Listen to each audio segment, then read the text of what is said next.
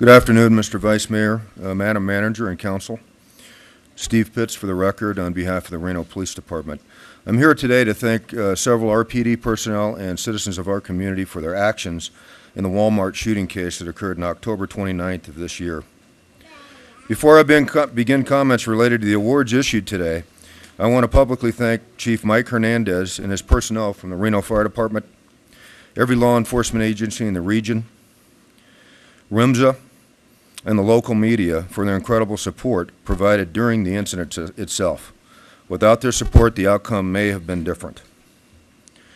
It is with honor, pride, and humility that I introduce you to the men and women of the Reno Police Department and citizens of our community that decided on October 29th of this year to stand up and be counted in the face of incredible danger. These men and women made a statement that day that they would do everything they could to save others' lives and would not leave a fallen human being behind. As you must know, ladies and gentlemen, there is no greater, cherished, or sacred responsibility in our profession, that of public safety, to include the fire service, than the protection of human life.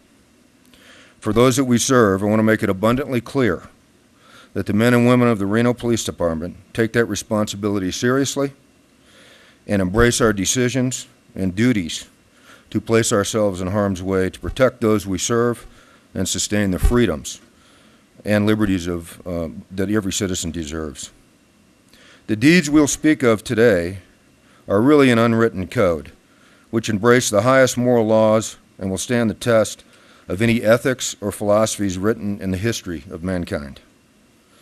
This code teaches us not to substitute words for action, not to seek the path of comfort, but to face the stress, the spur and difficulty of the challenge, and finally to stand up in the storm and be counted.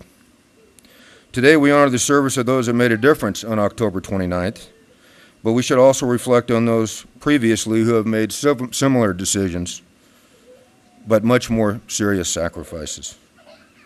For they gave their life for another. They are not with us today, and in almost every case they did it for someone they did not know. As we listen to the brave acts of those we honor today, may we all revisit our commitment to serving others in need. On Friday morning, October 29th, shortly after 7:30 a.m., John Gillane parked his vehicle on the north side of a Walmart located at 4855 Kitsky Lane and entered the business carrying two handguns, both concealed on his person, a high-capacity .40 pistol and a .44 Magnum. Mr. Gillane approached the sporting goods section and purchased 50 more rounds of ammunition for the .44 Magnum, which allowed him to carry between 65 and 70 rounds of ammunition. He immediately went to the men's restroom and concealed himself for 50 minutes. And our belief is that was obviously he was getting ready and preparing to commit the assault. At approximately 8:55 a.m., Gillane exited the bathroom and he approached several Walmart employees and began shooting. Gillane seriously wounded 3 employees and injured a 4th, who was hit from bullet fragments from several of the rounds fired. At 8:59 a.m., emergency communications personnel dispatched police officers to the scene, and within 50 seconds, officers arrived, formed hasty emergency entry teams, and entered the building to locate and suppress the threat, provide first aid to wounded individuals, begin emergency evacuation operations, and rescue those who could not self-evacuate. Shortly after our personnel entered the building, a Walmart employee advised them that the shooter, Mr. Gillane, had left and fled the business westbound across the street. With this information, officers shifted their focus and priorities to locating and rescuing injured individuals, providing first aid, and preparing for evacuation efforts while maintaining security of the interior of the building. Moments later, another employee approached several officers who will be awarded today and said that the man who was involved in the shooting is behind that door right there. This was 3 feet from the door where officers were working on the most seriously wounded individual that was shot that day.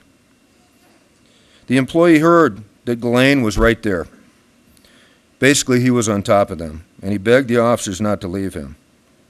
The officers made it abundantly clear they would not leave him, and they stayed in an open hallway, 3 feet, shielding him from harm's way until he was evacuated.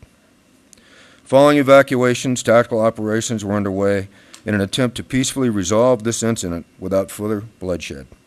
And at 2:27 p.m., Mr. Ghislaine surrendered peacefully.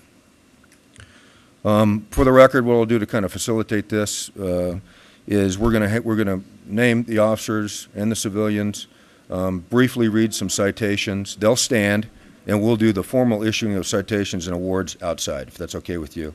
And then usually the council likes to shake everybody's hand. So what we would like to do is have everybody come through, if that's okay, Mr. Vice Mayor, and we'll get this thing underway. Chief, you do it whatever way you want. These people that risk their lives, that deserve all the accolades and the information that you've put forth today, that they need to be, we take our time and do what needs to be done. Absolutely. Thank you, sir. The Medal of Meritorious Service, Sergeant Jim Stegmeyer. This medal is awarded to an employee for meritorious service in duty of great responsibility involving operational risk to the employee. It may also be awarded to an employee for an act which results in the saving of a life or lives during an operational incident. The Life-Saving Award, Sergeant Tim Mays, who's absent, Officer Stephen Hatcher, Officer Joe Zalatel. It is awarded to an employee who saved someone's life under circumstances in which the employee was not in danger while doing so.